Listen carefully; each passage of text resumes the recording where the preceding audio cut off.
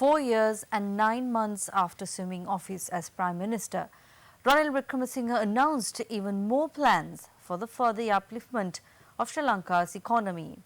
Here's a continuation of yesterday's report. Plans, plans and more plans. Never-ending plans. On the 5th of November 2015, Prime Minister Wickremesinghe presented his third-generation economic reforms package in Parliament. His proposals included the establishment of a state holdings company similar to Temasek Company in Singapore, creation of a public wealth trust with the Secretary of the Treasury and Governor of the Central Bank as the custodians, to create an international trade agency to handle all aspects of international trade, amalgamate ETF and EPF to create a new national pension fund. Apparently dissatisfied by these plans, in October 2017, the Prime Minister launched Vision 2025 in the pursuit of a grandly titled Sri Lanka's Path to Prosperity. Significant features of those plans were to make Sri Lanka an export-orientated economic hub in the Indian Ocean, per capita to be raised to $5,000, 1 million new jobs, increase FDI to $5 billion per year, double exports to $20 billion per year by 2020. Sri Lanka has been treated to a whole series of plans that have not been effected. Instead, many of these plans have resulted in a negative impact on our country. Wickremesinghe promised 1 million, presumably new jobs. Instead, central bank figures reveal that in the public sector there were, in fact, 440,000 jobs less than before. The record after 4.5 years in power. The exchange rate was 131 to the US dollar in 2015. Today it is 180 rupees. Interest rates are high.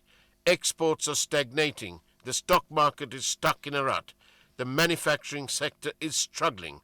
Sri Lanka has failed to attract any significant new FDI business apart from hoax projects like the Volkswagen plant.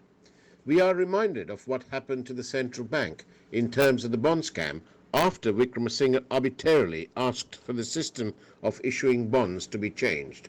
The bond scam has not only played a pivotal role in highlighting corruption and conflict of interest, but has severely affected the economy. The scam has played its own role in driving away foreign investment with a net outflow of rupees 23.2 billion in 2018 and rupees 5.5 billion during the first quarter of 2019. All because it is the very people who are administering the affairs of the nation who, either through inaction or otherwise, perpetrated this fraud. The people of Sri Lanka will be stuck with the effect of this fraud for at least another 30 years. Mr. Wickremesinghe's governance has been marked for its significant but pie-in-the-sky grand plans.